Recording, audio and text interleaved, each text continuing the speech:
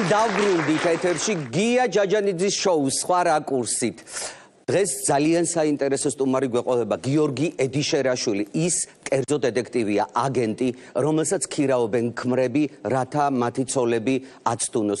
ქმრები მას უყვებიან, რა მოსწონთ მათ ცოლებს, მერე გიორგი უკავშირდება მათ, აბავს, მიყავს რესტორანში და იწყება, რაც იწყება. გიორგი, მომბრძანდით. რა კატეგორიის ხალხია ეს მამაკაცები, რომლებიც შენ გიკავშირდებიან და გთხოვენ მათი ცოლები გამოიჭირო? იცით როგორ ხდება?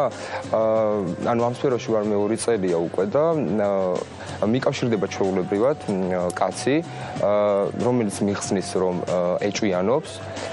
შემდეგ მე ვიწყებ მუშაობას. რა თქმა უნდა ვიგებ ამ ქალს რა უყვარს, რომელი რესტორანი უყვარს, რას უნდა მოუყვარს, ამ ყველაფერს ვიგებ, ამაზე მუშაობ და შემდეგ ვიწყებ საქმეს. ჩვეულებრივად გოგოს მგონი ვარ ჩვეულებრივი სიმპათიური ტიპი გამლელი, რომელსაც ეჭვიც არ აქვს ვაფშე, ეჭვიც არ უჩდება იმის, რომ მე ვარ ვიღაც აგენტი. უდარაჯდები? კი, რა თქმა უნდა, უდარაჯდები. შემდეგ პატიჟებ ან სასმელზე, ან რაღაც ჩემი სტრატეგიები მაქვს, მე მაქვს ისეთი რაღაც, რითიც ხიბლავ ქალებს. ეს ადამიანები, რომლებიც გაძლევენ ტელეფონის ნომერს და მერე შენ მიყავს რესტორანში, ფულს ვინ იხდის რესტორანში? რა თქმა უნდა, დამკვეთი.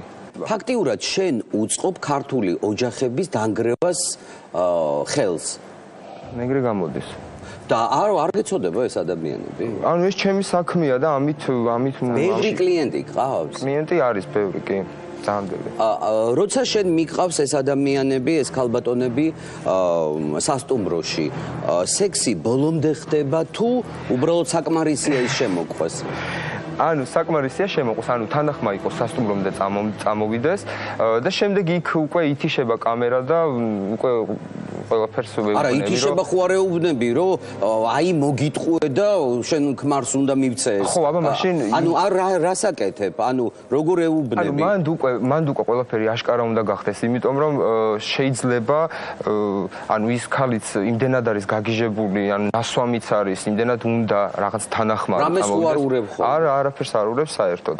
შენ თვითონ არ გქონია იმის სურვილი, რომ დაუშვათ რახან შემოყვა დაწვე ამ ქალთან? ყოფილა შემთხვევა, რომ გამითიშია კამერა, ან დამიმონტაჟებია მასალა.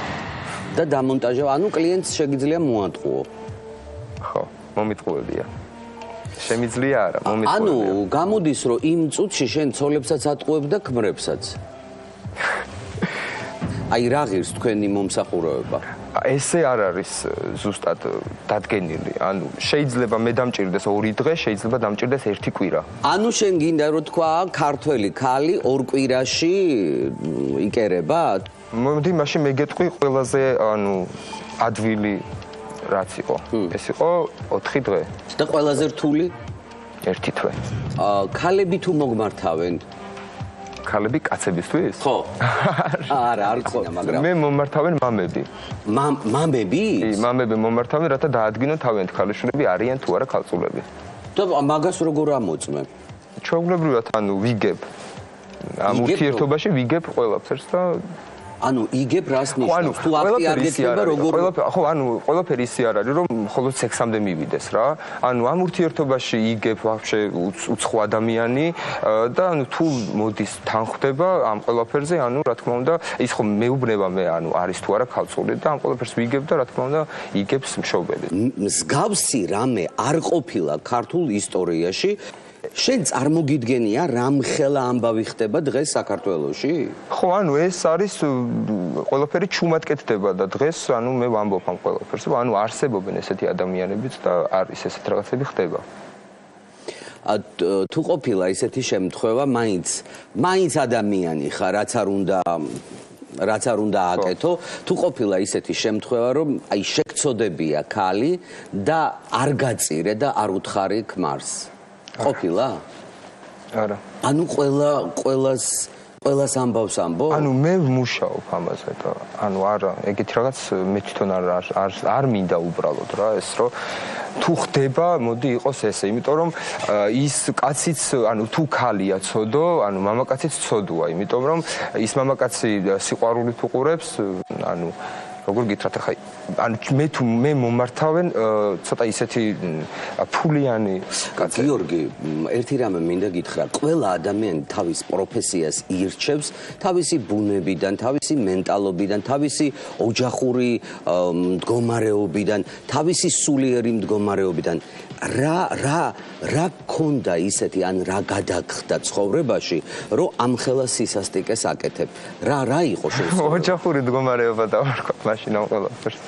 ცოლმა გიღალატა? არა, ცოლი არ ყოლია საერთოდ. აბა რა ოჯახური მდგომარეობა? ანუ დღევანდელი საქართველო ხა ცდილობ რომ რაღაცით გააკეთო, რაღაცით იშოვო ფული და ანუ ცდილობ რომ რაღაცა წინ წახვიდე და ყველაფერში არის რა თქმა უნდა მატერიალური და ამ მატერიალურით ანუ ვიპოვე მე ესეთი რაღაც. კარგი, მატერიალურზე შევჩერდეთ და ვთქვათ ესეთი რამე, რომ აი ხო შეიძლება 10 მაგი შემოგთავაზა ცოლმა და გითხრა რომ მე მაქვს რომ ჩემი მეუღლე არის გეი. შენ წახვალ ამაზე თუ არა?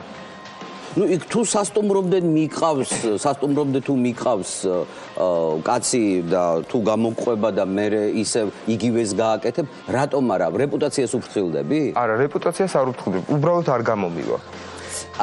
თუ შეგიძლია მითხრა, რას იტყვიან დღეს ქართველი კაცები შენზე?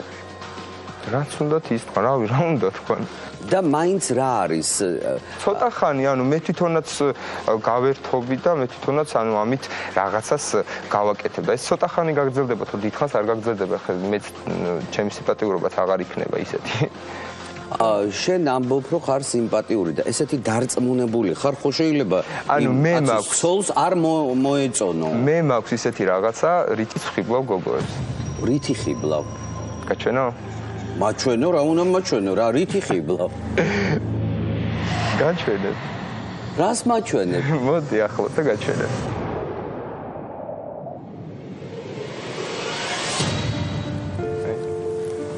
რა არის? შეხედე კარგად. ეს არის ყველაფერი? კი. ეს არის ყველაფერი, რითიც იხიბლებიან გოგოები. კარგად მაჩვენე. თვალები? არა, თვალები არა. აბა რა? სასწაული და ეს არის ყველაფერი, რითაც შენ ხიბლავ ქალებს. კი, ეს არის.